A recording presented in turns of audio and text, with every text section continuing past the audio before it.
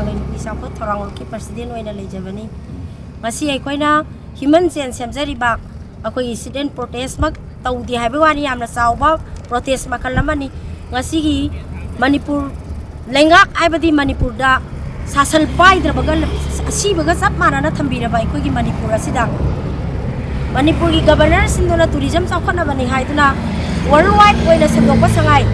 Pitivi the Manipuri Sangai have a quite a tang when I to Loina Bakangze Sangai Manipuri Saktak Livani Adubu Matang Matam Zadaba 2003 the Kogi May the How given Lana Zida Manipura Asuki Matinga Quay later and Warabas the Sangai Festival and Louis Kandura Governor Sinduna Yamla Sauna Manipur Saktak Nabani Haiduna Sangai Festival Paktoposi Yaning the Pongtok to Naikona Ngasi Peak Amadi all Kyang in the piece of Kotorana Manipur Mapa Mayamada Sangai Festival Thing Baze Aikoju Saruk Yazavani Paitaki Maru and Aikoina Sigi Nungi Weba one top Abadi Aikogi Manipura Ladiba Adukuma Mayum Makai Lising Kaya Tadokuna Tangdu Laitana Labungam Draba IDP Sinaba Sagi Mayum Tadokuna Tumpam Zabang Kangdana Makogi Sanaba no Magilupa Marpu Mari Piraga Hinge Haidana Makobu Namjal Laga Tambiraga Moy Tangdu Laita Ponsi Malating Marakasida Sangai Festival Maru Kanduna Pangtok Pazida Aikoi Isamak to Manipura Leba Aikoi Zati Amane Aduna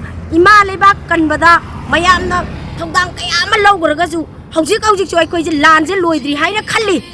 Moina Manung the Sanariba Lalong India Azumba Lalong as in Aikoda Tamoida Tasona Timnaga Sapmana Masagi Sarkar BJP Sarkar Sao occupy Tauraga Lairaba Adugi Bao with the Masagi Manipur Sida Sarkar Mabok Tandu Leta Masiambangam Dana Assembly da Hojik Tongan by Assembly Bopamaga Mipam Bang Topangam Draga Tongan Ba Makoi Loktuna Raga MLA Karakau Ama Karakau Taraga Masagi Sarkar Mosiambangam Dabatuba Sangai Festival Banamaru in a low Zakoi Fight again at Hawaii Sang Yona Yazani Baramaduna Sangai Festival talk the Bayadi and the Tauras of protest the Kambu Amazu Mayama Lay Habaze Manipuri Governor Kangadamni, quite again Maru in a low river governor Aduga Achawasan Paibi Mayam Punamona. I quite my tasing the Yang Liba, Manipura Yang Liba, Tongas Equa Asuki Matic Yarjaning de Nakoi Sarkar Sempa Sepam Toka Sempiro, Manipur Paza Awabada, Nakoina, Paisa Sengau, Pachenzau Pairaga, Domina Leraga, Tongan Banaron Mayamas Hanaraga Tobigano. Sangai Festival na koina pangsok pada mamuta na pangso ina lobby raga su praja mayam na mamdi sungya ya bangam loy Sangai Festival na saruk sungya ya roy Manipur gi mipung kudi mana praja matana Sangai Festival thokpi rakano Sangai Festival itak irangi raga da tawraga mayam puna magtangdu laitana laita basida itak irang tawbigano kumai harau si hen magare Manipur se maitai jati ase mutki bayana lairabani lay irang da tawraga laiba Sangai Festival da mayamna tourism yang kana bana simbi raga so koina yaning de pongtok siaje Manipur da leba praja khuding mangna isa gi thamoi da kandona Sangai Festival manung ase mapan thoktana kumai harau yawi gano makoina angam bana tawbang amme haraga so koju yaroi hai basima de koi ngasi gi padam ase tamjaraga ngasi gi himan jem sen muna sigumba relay ase koi semja bani ai koi thawai ha chang yauna yaning de IDP mayam puna mang masa gi mayumda atuga matamda hanjal lanbiu Aikoi mioi ba sappa nei ne na koina nuai na phamung da tummaga leiba dumaina IDP sing du masagi mayum lehen masada leining ba tabani ne nuai ba laira ba haibasi tongan mani isagi iyum hen ba leite ad maram maduna ngasigi pangthok li bai koi himan chen ase yamna manungi oi ba wakalon khanbi duna yamna thuna Sangai Festival mapung pa na pangthok pi gano na koina tawriba official gi tam da tawraga mayam na kumai harau dum dam da tawraga praja mayam da security force na ngarang khakta da Mayam food and a Saidana doctor the Bokta Kutaba, Adugumba, Tawang, I call him my day, my send of Onzel Lagana Quena, Sasil Laka Torakon, my day Tona, singly the easy Makai, my day Tona, Haloy, Giangwagi, the lady Praza Kuding Mana, Manipura lady Praza Kuding Mangazu, Sangai Pacific as a boycott of you, Saruka behind the Mayang from the Norukna Hajari. I mean, Singa Kam Cassandra,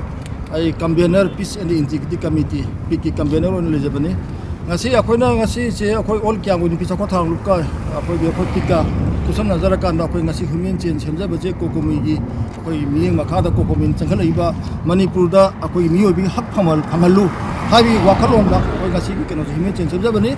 akoi da Manipur da hak akoi miyo bi hak ta chaung sinar ko se kari no hakan da hatta Manipur government na hatare akoi governor in council na akoi Sangai festival se Manipur na pamde Manipur praja na pamde habi ni payu ta atan na taw ꯇꯧꯒꯦꯅ ꯇꯧꯁꯤꯜꯂꯛꯄ ꯍꯥꯏꯇꯥꯔꯦ ꯑꯗ ꯃꯁꯤꯗ ꯑꯩꯈꯣꯏꯒꯤ ꯍꯧꯖꯤꯛ ꯃꯅꯤꯄꯨꯔ ꯄ꯭ꯔꯖꯥꯅ ꯄꯥꯝꯃꯤꯁꯤ ꯑꯩꯈꯣꯏꯒꯤ free movement ꯂꯩꯍꯟꯕ national ꯍꯥꯏꯋꯦꯁꯤꯡꯁꯦ ꯃꯈꯣꯏꯅꯗꯤ ꯑꯩꯈꯣꯏꯒꯤ ꯍꯥꯡꯉꯦꯅ ꯍꯥꯏ ꯑꯗꯨꯕꯨ ꯉꯁꯤ ꯍꯧꯖꯤꯛꯐꯥꯎꯗ ꯑꯩꯈꯣꯏ ꯆꯠꯄ ꯌꯥꯗꯦ ꯑꯩꯈꯣꯏ ꯄ꯭ꯔꯦꯁꯀꯤ ꯏꯆꯤꯟ ꯏꯅꯥꯎꯁꯤꯡꯗꯨꯁꯨ ꯃꯌꯥꯝꯁꯨ ꯎꯔꯤꯁꯤꯅꯤ ꯑꯗꯨꯅ ꯍꯧꯖꯤꯛꯁꯤꯗ ꯑꯩꯈꯣꯏꯗꯤ ꯕꯐꯔ ꯖꯣꯟꯁꯦ ꯂꯩꯍꯟꯕꯤꯒꯅꯨ ꯐ꯭ꯔꯤ ꯖꯣꯟ ꯑꯣꯏꯍꯜꯂꯣ ꯑꯩꯈꯣꯏ ꯑꯃꯒ ꯅꯦꯁꯅꯦꯜ ꯍꯥꯏꯋꯦꯁꯦ ꯍꯥꯡꯇꯣꯛꯄꯤꯌꯨ ꯍꯥꯏꯕꯅꯤ ꯑꯗꯣ ꯍꯧꯖꯤꯛꯐꯥꯎꯗ ꯒꯕꯔꯅꯔ ꯏꯟ ꯀꯥꯎꯟꯁꯤꯜꯅ ꯍꯥꯡꯕ ꯉꯝꯗꯕ ꯃꯅꯤꯄꯨꯔ ꯄ꯭ꯔꯖꯥꯅ ꯑꯩꯈꯣꯏꯒꯤ ꯄ꯭ꯔꯁꯤꯗꯦꯟ ꯔꯨꯜ ꯂꯥꯛꯑꯒꯗꯤ ꯃꯅꯤꯄꯨꯔꯗ ꯑꯩꯈꯣꯏꯒꯤ ꯑꯐꯕ ꯁꯥꯁꯣꯟ ꯑꯃ ꯂꯥꯛꯑꯅꯤ ꯃꯅꯤꯄꯨꯔꯒꯤ ꯑꯋꯥꯕ ꯃꯌꯥꯝꯁꯦ ꯃꯁꯤ ꯀꯣꯟꯅꯤ ꯍꯥꯏꯕ ꯋꯥꯈꯜꯗ ꯑꯩꯈꯣꯏ ꯑꯁꯥ ꯆꯥꯎꯅ ꯂꯩꯔꯨꯕ ꯍꯥꯏꯇꯥꯔꯦ ꯑꯗꯨꯕꯨ ꯉꯁꯤꯗꯤ ꯃꯗꯨꯒꯤ ꯍꯣꯠꯅꯕꯗ ꯑꯩꯈꯣꯏ IDPꯁꯤꯡꯗ ꯑꯣꯟꯁꯤꯜꯂ ꯆꯥꯁꯤꯜꯂꯛꯄ ꯑꯗꯒꯤ IDPꯁꯤꯡꯁꯦ ꯑꯩꯈꯣꯏꯒꯤ ꯄ꯭ꯔꯁꯤꯗꯦꯟ ꯔꯨꯜ ꯂꯥꯛꯑꯀꯥꯟꯗ ꯑꯩꯈꯣꯏꯒꯤ ꯃꯣꯏꯁꯦ ꯍꯤꯡꯒꯅꯤ ꯃꯈꯣꯏꯁꯦ ꯑꯩꯈꯣꯏꯒꯤ ꯑꯊꯨꯕ ꯃꯇꯝꯗ ꯃꯌꯨꯝ ꯆꯪꯍꯜꯂꯅꯤ ꯍꯥꯏ ꯀꯥꯟꯗ ꯈꯜꯂꯝꯕ ꯃꯌꯥꯝꯗꯣ ꯍꯧꯖꯤꯛꯇꯤ IDPꯁꯤꯡꯁꯦ ꯃꯁꯥ ꯃꯊꯟꯇ ꯑꯩꯈꯣꯏꯒꯤ ꯁꯨꯁꯥꯏꯠ ꯇꯧꯔꯒ ꯁꯤꯕ ꯃꯁꯤꯡ ꯌꯥꯝꯈꯠꯂꯛꯄ ꯁꯨꯃꯥꯏꯅ ꯇꯧꯔꯀꯥꯟꯗ ꯃꯁꯤꯅ ꯃꯔꯝ ꯑꯣꯏꯔꯀꯥꯟꯗ ꯑꯩꯈꯣꯏ ꯁꯉꯥꯏ ꯐꯦꯁꯇꯤꯚꯦꯜ ꯇꯧꯕꯁꯦ ꯃꯁꯤ ꯃꯔꯝ ꯆꯥꯗꯦ ꯍꯥꯏꯕꯅꯤ ꯑꯗꯨꯅ ꯁꯉꯥꯏ ꯐꯦꯁꯇꯤꯚꯦꯜ ꯊꯥꯗꯔꯤꯕ ꯄꯩꯁꯥꯁꯦ मसीगिसे अखोई 15 करोड़ यामे 15 करोड़ अबने हारे मसीगिसे मखोई करागुम खरा मोगी गवर्नमेंट की मिशनरी है तारे ब्यूरोक्रेट ऑफिसर सिंह तोंगा तोंगा मखोई एजेंसी सिंह ना अखो पैसा जे छिना उद्र के लाभ सकिने नो मधु प्रजा मणिपुर प्रजा अपंग बनते रिप्रोप्रेशन तब याय रिप्रोप्रेशन तौरगा प्रजा के पामिसी आईडीपी सिंह चलन भी होबनी आईडीपी सिंह दा लुपा मरफुगा मरी नबो नोमदा कमाना चादोनो अयुक नुंदांगा सिजे खंडबिबो चुमे अदगी अमना संगाई फेस्टिवल से मणिपुर सत्ताकपने टूरिज्म डायरेक्टर हद हाई अदुबो हदगी टूरिज्म डायरेक्टर ना ngarang phok nahan print namdo electronic media da amjuna chinba mifam da male Madhuda माना हाइदि वाखन खंदरगा हाइगदबनी मा वाखन खंददना हाबे माले हंदगे टूरिज्म फेस्टिवल सिना मणिपुर संगाई फेस्टिवल सिना मणिपुर सत्ताक प याबगी अदो अद लेते मपान गी लागा इंग्लिशकी सही खर सागा मधुना सत्ताक प नते अदुना ngasagi अखोने लाक्सनिंगबदी उजि ममांगदा अखोई स्टेट फ्लावर वन लेरिबा सिरोलिली फेस्टिवल तोबकांदा मतमुदा सिरोलिली फेस्टिवल जो मणिपुर की सत्ताक प मोइना मतमुदा गवर्नमेंट ने थादागा तौरिनी मधुदा पामिसिना पाउलोक चकादा मणिपुर थाबा यारोय अदु मणिपुर इकाइद्रा अदुदि कमाय दउना अखोइसे टूरिज्म दा अदु प्रमोट तौरिनो अदुना कमाय तौरे मधुना क्राइदा थमरे अदुगी कनोदना सुमना चिंबा अदुगुंबा मयामदु सि सेंटोपिगदबनी अदगी हदकता सिलोंगदा लैबा रेड लेंदा लैबा राजबारीदना कमाय तौबा अदुदि मणिपुर टूरिज्म दबरी लेंदब्रा अदु दाइगदना करी दुदा वा ngamde मा अदुदा हाइबा चिंबा च मसी अखोइ मयामगी प्रजाई वांगनी अदुना मसीगी याम चांगना याम डेमोक्रेटिक ओइना तगन खोंजंग खुजाई खुलाई जो पाइदबा जस्ट डेमोक्रेसी की सरा पथा की मतुगिना अखोइगी कईगुम खरा हाइबा खोपा सिदे याय मदुदा ngarang अखोइगी IGP अखोइना मणिपुर पुलिस की यामना अखोइना जो व्यवहार तौजरिबा IGP अमना अखोइगी माना चथाबा मागे थवंग माना नुपी बोक्ता माना फुबा अदगी अमना मणिपुर की सिंग अमसुम तमदल लरिबा अखोइ पुना मंगना जाति पुना मंगना इकाय खुनदि जरिबा अखोइगी अदुगुम इनिंग तौगी मागी मई मचा का माना तवैदब थबक तौबा मसुंग मयाम से मंगोल चपचाप एक्शन लौगदबनी गवर्नमेंट एक्शन लौगदबनी गवर्नर काउंसिल मसी एक्शन लौगदबनी अदुना एक्शन लौद्रगदी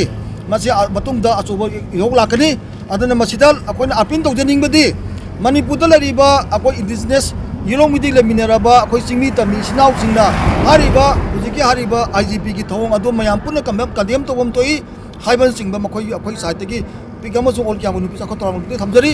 अदगी अमना डॉक्टर नि हारबोक्ता मसारा डॉक्टर नि ना हारबोक्ता